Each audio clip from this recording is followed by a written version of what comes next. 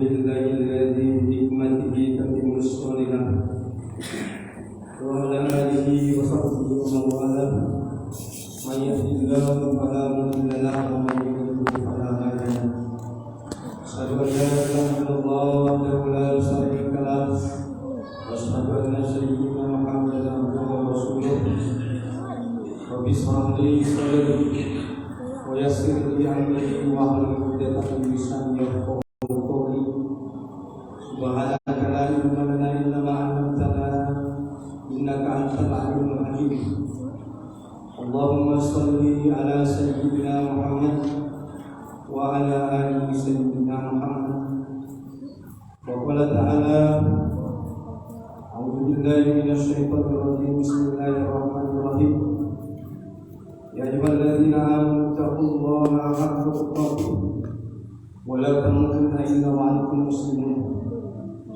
وقال تعالى في آية أخرى شهر رمضان الذي أنزل فيه القرآن هدى للناس وبينات من الهدى والفرقان أما بعد segala puji bagi Allah Subhanahu wa Ta'ala yang masih memberikan kita semua jamaah Masjid Al-Mukminin yang dirahmati oleh Allah Subhanahu wa Ta'ala berupa nikmat iman, nikmat usia, begitu juga nikmat kesehatan, sehingga kita bisa meringankan langkah kaki kita masing-masing dari rumah kita menuju masjid yang dirahmati Allah Subhanahu wa Ta'ala ini dalam rangka melaksanakan ibadah sholat Jumat sebagaimana yang Allah fardukan bagi seorang mukmin yang laki-laki. Alhamdulillah, satu nikmat yang patut kita syukuri kepada Allah Subhanahu wa Ta'ala dengan kita senantiasa bersama-sama dan bersungguh-sungguh di hadapan Allah Subhanahu wa Ta'ala meningkatkan keimanan dan ketakwaan kita kepada Allah Subhanahu wa Ta'ala dengan menjalankan segala apa yang diperintahkan dan meninggalkan segala apa yang dilarang. Mudah-mudahan dengan begitu kita tergolong sebagai hamba-hamba yang bertakwa dan tergolong sebagai ashabul jannah, yaitu ashabul yamin, orang-orang yang berhak memperoleh surga Allah Subhanahu wa Ta'ala di akhir kelak. Mudah-mudahan jemaah Jumat yang dirahmati Allah Subhanahu wa Ta'ala sebelumnya yang hadir Jumat ini, Allah jadikan kita semua sebagai ahlul jannah. Amin, amin ya rabbal alamin. Salawat salam senantiasa semoga terlimpah dan tercurah kepada manusia terbaik sepanjang zaman yang pernah ada di muka bumi ini. Beliaulah baginda Rasulullah sallallahu alaihi wasallam. Allahumma salli ala sayyidina Muhammad wa ala ali sayyidina Muhammad, yang mana syafaat beliaulah yang kita harapkan dari akhir kelak, yang tidak ada daya dan upaya pertolongan kecuali pertolongan dari Allah dan Rasulnya Muhammad sallallahu alaihi wasallam. Oleh karena itu jamaah yang dirahmati Allah Subhanahu wa Ta'ala, terutama di bulan Ramadan ini, bulan di mana diturunkannya Al-Quran, mari kita senantiasa membersamai hari kita dengan membaca Al-Quran, memahami setiap ayat-ayat Al-Quran dan mengamalkan isi Al-Quran. Begitu juga memahami apa hadis-hadis Rasulullah SAW sebagai panduan di dalam kehidupan kita. Mudah-mudahan kita tergolong sebagai umat Muhammad Sallallahu Alaihi Wasallam. Amin, amin ya rabbal alamin.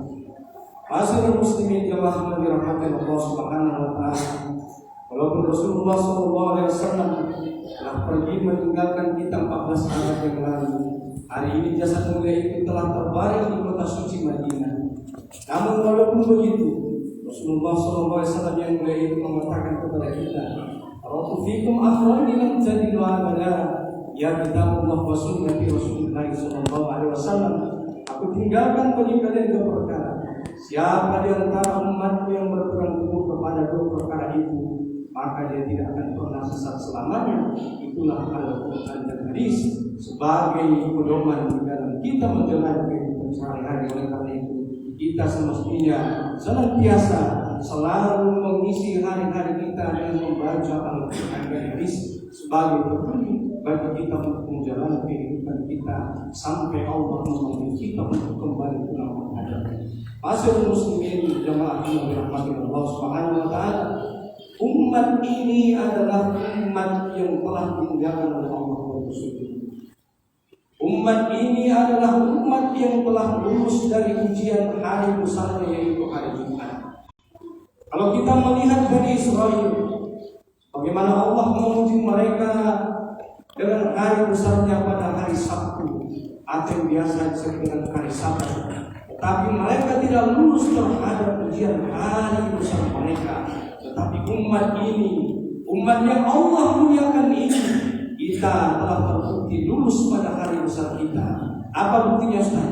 Buktinya hari ini kita di hari Jumat melihat banyak ramai kaum muslimin menduduk batu dan jari di rumah daerah ini, beramai-ramai hadir mengadakan sholat Jumat di masjid kita ini. Ini menandakan apa? Bahwa umat ini adalah umat yang terbaik, umat yang telah lulus pada hari besar yang diberikan oleh Allah Subhanahu wa taala. Tetapi Bani Israil kita melihat mereka tidak lulus, sehingga Allah mengatakan kepada mereka di dalam Al-Quran, kunu qiradatan khasi'in. Allah untuk mereka menjadi kera yang hina. Sebagian para ulama tafsir mengatakan bahwa Allah benar-benar menjadikan mereka menjadi kera yang sesungguhnya. Tapi para ulama mengatakan bahwa mereka setelah dijadikan kera, mereka tidak hidup lebih daripada 3 hari. Mereka tidak makan dan minum karena mereka ingkar terhadap perintah dan larangan Allah Subhanahu wa taala. Sudah Allah perintahkan bagi mereka, jangan kalian bekerja di hari Sabtu. Kalian hanya diperintahkan beribadah. Jangan ada yang pergi memancing dan melaut. Tetapi apa yang mereka lakukan? Jamaah yang dirahmati Allah Subhanahu wa taala, justru mereka memancing dan menjual ikan di hari Sabtu. Kenapa? Karena kalau di hari-hari lain itu ikan tidak nampak di permukaan.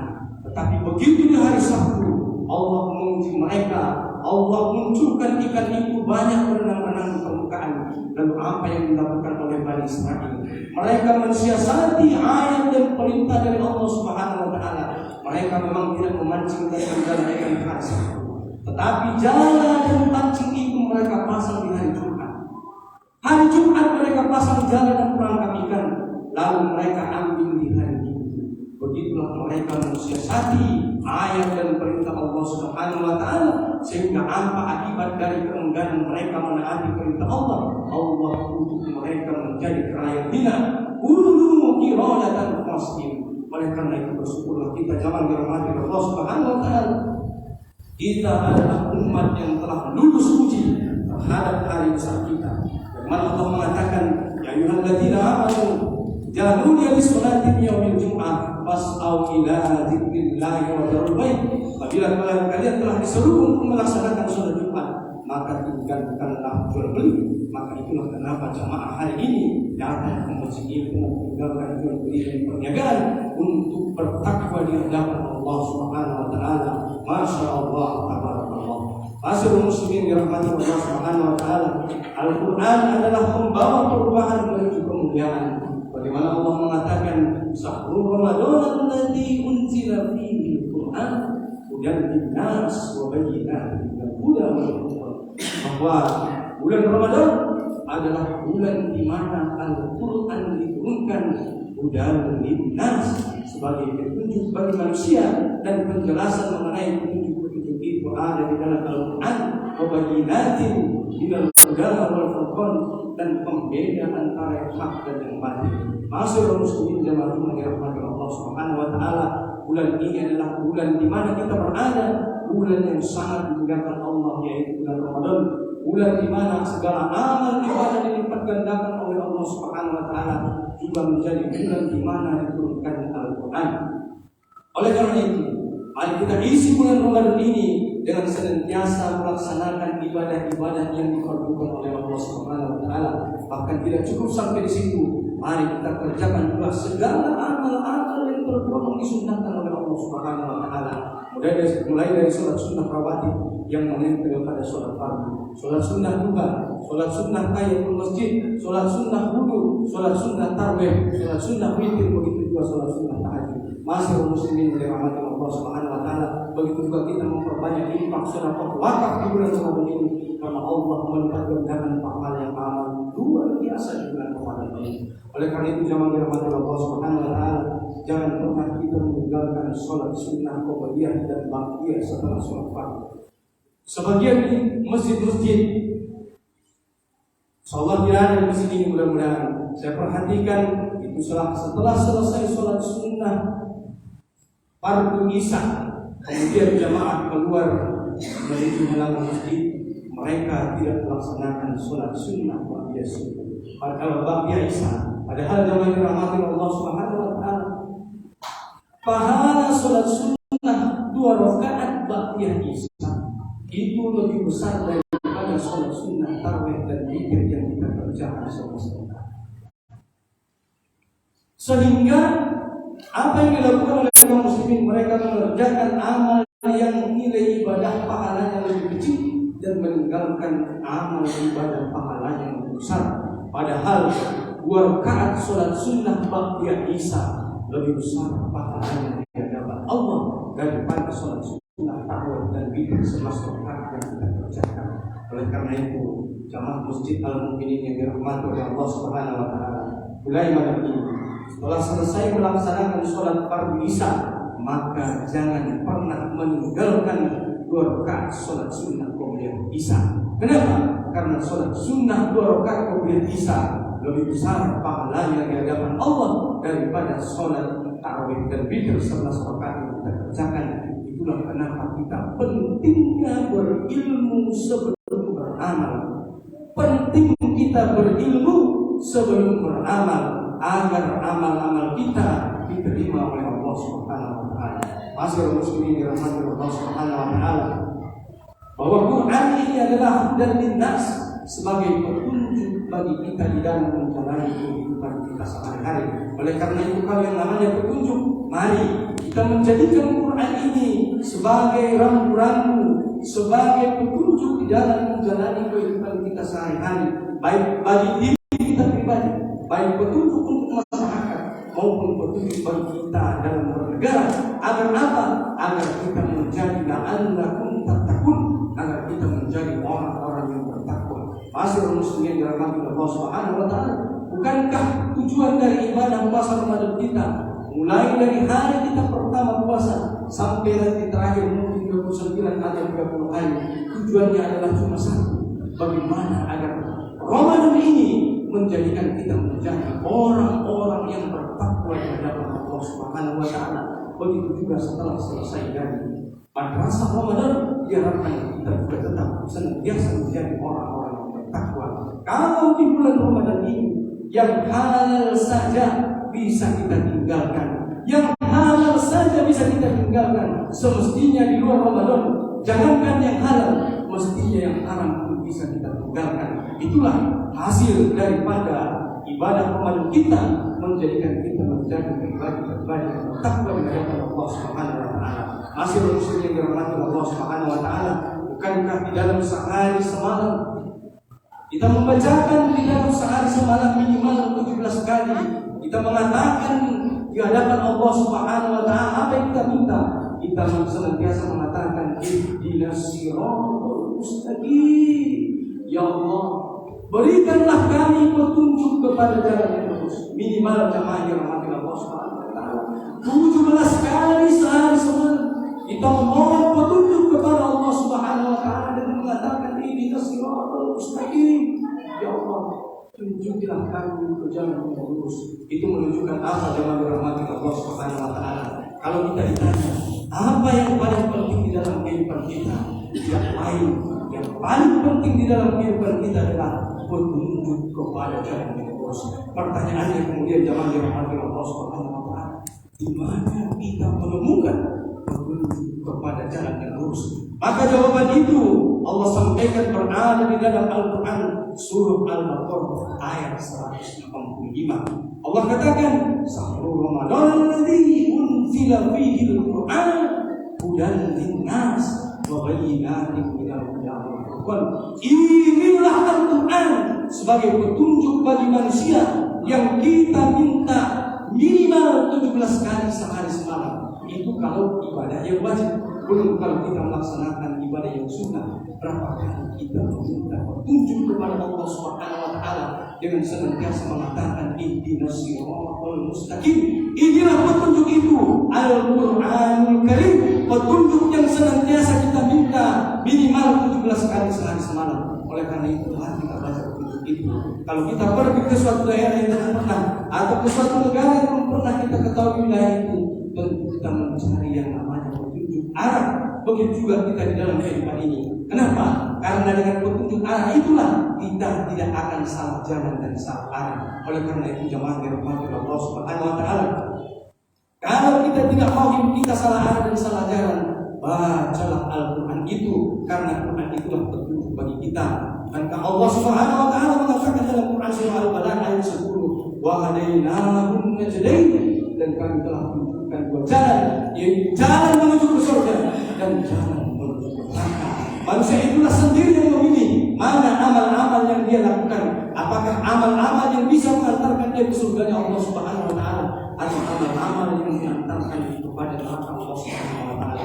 Oleh karena itu jemaah yang dirahmati Allah Subhanahu wa taala, kalau nanti ada orang yang Allah masukkan ke neraka Allah Subhanahu wa taala, itu bukan berarti karena Allah ingin memasukkan seorang hamba ke dalam nerakanya, tetapi karena seorang hamba itu selama dia hidup di dunia, dia memilih melakukan amal-amal yang mengantarkan dia ke dalam neraka, maka karena itulah dia dimasukkan oleh Allah ke dalam nerakanya. Bukan karena Allah ingin memasukkan dia ke dalam neraka, tetapi karena selama hidup di dunia dia melakukan amal-amal yang mengantarkan dia ke dalam neraka, dan karena amal dia itulah Allah memasukkan dia ke dalam neraka.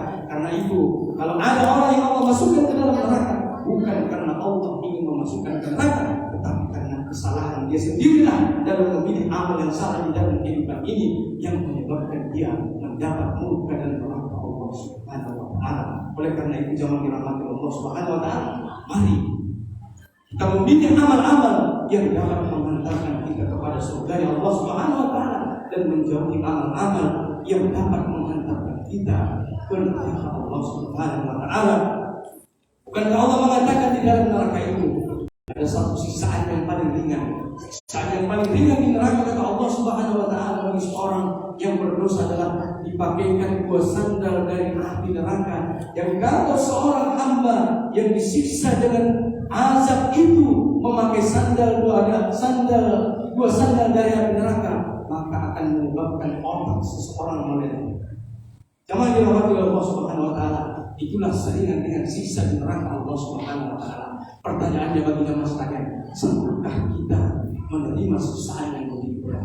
Kalau di dunia ini ada aspal yang paling panas, atau ada pasir Timur Tengah yang paling panas sekalipun, kalau kita injak pasir itu, kalau kita injak aspal itu, paling-paling hanya membuat kaki kita melengkung. Tetapi bayangkan, azab Allah yang paling ringan di neraka adalah dipakaikan dua sandal dari api neraka, yang kalau sandal itu kita pakai, maka akan membuat otak seseorang meleleh. Sanggupkah kita menerima azab itu? Kalau belum sanggup, mari di bulan Ramadan ini kita bertakwa kepada Allah Subhanahu wa taala. Di sisa Ramadan yang terakhir ini, hari ini kita mungkin sudah masuk 17 Ramadan, bulan di mana sebagian para ulama mengatakan adalah bulan diturunkannya Al-Quran. Oleh karena itu, apalagi yang kita tunggu? Ajal bisa datang kapan saja memanggil kita. Kalau ajal itu datang, yang mati bukan satu orang. Kematian itu datang kalau dia menyapa, yang mati bisa satu pesawat, bahkan satu kapal laut, bahkan satu kampung, bahkan satu kota dan satu negeri. Kalau Allah mau berkehendak, azab Allah turun bagi orang-orang yang engkar. Allah datangkan gempa bumi, Allah datangkan banjir, longsor, tsunami, maka matilah seluruh manusia itu. Kalau begitu, ketika Allah memanggil kita dengan tiba-tiba kita tidak tahu kapan datang ajal itu, apa amal yang kita bawa untuk kembali menghadap Allah Subhanahu wa taala? Kalau kita tidak menyiapkan sekarang, kalau kita tidak mau beramal soleh, beriman dan bertakwa sebagai bekal kita untuk menghadap Allah Subhanahu wa taala, lalu apa yang akan kita bawa pulang untuk menghadap Allah Subhanahu wa taala? Harta tinggal, istri tinggal, rumah tinggal, belum tentu kita mati di rumah kita yang sangat bagus itu. Oleh karena itu, mari kita beramal di Ramadan ini dengan amal yang sesungguhnya. Kita manfaatkan harta, anak, istri, dan seluruh potensi kehidupan kita. Bagaimana semua itu menjadikan kita sebagai hamba-hamba yang bertakwa di hadapan Allah Subhanahu wa sebagaimana para sahabat mereka kalau beribadah, kalau sholat bersama Rasulullah SAW mereka selalu menangis. Kenapa? Kalau para sahabat itu selalu menangis mendengarkan bacaan Rasulullah SAW, karena mereka takut kalau amalnya tidak diterima, takut kalau amalnya bercukup untuk meraih surga Allah Subhanahu Wa Taala yang begitu mahal. Oleh karena itu jemaah Allah Subhanahu Wa Taala, mari kita manfaatkan sisa Ramadan yang terakhir ini, kita bersungguh-sungguh beramal ibadah di bulan puasa ini, di bulan yang rahmat Allah penuh keberkahan dan ampunan. Ada satu malam yang lebih baik daripada 1000 bulan, yaitu malam Lailatul Qadar. Mari kita cari malam Lailatul Qadar itu di 10 malam yang terakhir, malam yang lebih baik dari 1000 bulan. Tidak ada satu malam yang lebih baik dari malam Lailatul Qadar. Kalau kita bagi 1000 bulan itu dibagi 12 bulan, maka itu berarti kita membutuhkan 83 tahun umur kita baru sebanding dengan satu malam Lailatul Qadar yang diperoleh seorang hamba. Pertanyaannya bagi kita, apakah masih sampai umur kita 83 tahun? Tidak ada jaminan bagi kita bahwa usia kita masih sampai umur 83 tahun. Standarnya adalah umur Rasulullah SAW. Kalau ada manusia yang hari ini lebih daripada itu merupakan bonus. Oleh karena itu, mari bersungguh-sungguh kita cari malam Lailatul Qadar 10 malam yang terakhir. Mudah-mudahan kita termasuk orang-orang yang bertakwa setelah Ramadan ini. Amin. Amin ya rabbal alamin. Barakallahu li wa lakum fil Qur'anil karim. Wa nafa'ani wa iyyakum bima fihi minal ayati wa dzikril hakim. Wa taqabbalallahu minna wa minkum tilawatan minna was-sami'ul 'alim. Wa lillahi wastaghfirullahal 'azim. Innahu huwal ghafurur rahim.